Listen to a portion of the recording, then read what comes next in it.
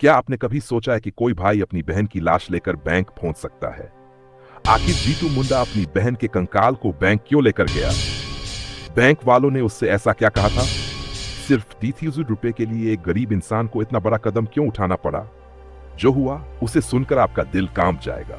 ये कहानी है ओडिशा के केंदुझर जिले के डियालाली गांव की। इस गांव में रहता था एक गरीब आदमी, जीतू मुंडा। कुछ साल पहले उसकी पत्नी की मौत हो चुकी थी। अब उसकी दुनिया में सिर्फ उसकी बहन ही बची थी। दोनों जैसे तैसे गरीबी में जिंदगी गुजार रहे थे। लेकिन एक दिन उसकी बहन भी गंभीर रूप से बीमार पड़ गई। मरने से पहले उसने अपने भाई जीतू से कहा, भाई मेरे बैंक अकाउंट में कुछ पैसे हैं, मेरे मरने के बाद वो पैसे निकाल लेना। इतना कहकर उसने हमेशा के लिए आंखें बंद कर ली। जीतू मुंडा ने रोते हुए अपनी बहन का अंतिम संस्कार किया। कुछ दिन बाद वह बैंक पहुंचा और मैनेजर से बोला, सर मेरी बहन मर गई है, उसके खाते में जो पैसे हैं मुझे दे दीजिए। लेकिन बैंक वालों ने उसकी एक भी बात नहीं सुनी। वह बार बार बैंक गया।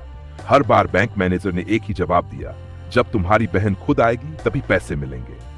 यह सुनकर जीतू मुंडा टूट गया। वो रोता हुआ घर लौटा और पूरी रात सोचता रहा, मेरी बहन तो अब इस दुनिया में नहीं है, मैं उसे कहां से लाऊं? अगले दिन वह अपनी बहन की कब्र के पास पहुंचा। रोते हुए बोला, बहन मुझे माफ कर देना, इस दुनिया में गरीब की कोई नहीं सुनता।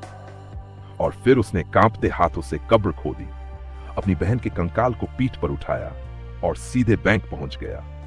बैंक के अंदर पहुंचकर उसने कहा, सर ये रही मेरी बहन, अब तो पैसे दे दो। यह देखकर पूरे बैंक में सन्नाटा छा गया।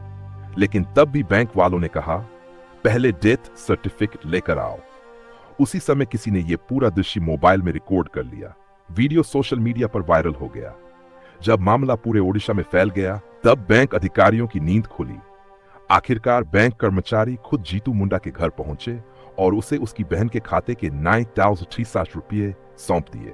गरीब की बात पहली बार में सुन ली जाती तो क्या एक भाई को अपनी बहन का कंकाल लेकर बैंक जाना पड़ता? इस कहानी से आपको क्या सीख मिली? कमेंट में जरूर बताना।